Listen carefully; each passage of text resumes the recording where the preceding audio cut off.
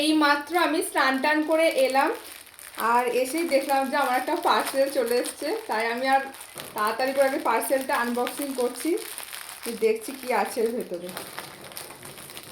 Parcel এসছে, আমি আর অপেক্ষা করতে পারছি না, তাড়াতাড়ি করে আগে দেখি। আর জামা আমি কিনেছি, এবার মালতি জানতে পারে তাহলে এমন আমাকে ঝাড়ন দেবে। পয়সা হাতে থাকলে আমি আর পয়সাটাকে ধরে রাখতে পারি না, মানে থাকলেই মনে হয় যেন কিছু না কিছু কিনি কিনি, এটাই মনে হয় সবসময়।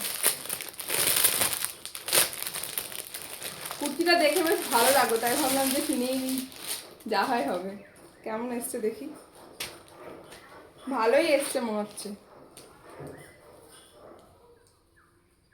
এই যে দেখো, বেশ ভালো লাগছে কালারটা, কালারটা দেখেই আরো আমার পছন্দ হলো, বেশ ভালোই এসছে মনে হচ্ছে।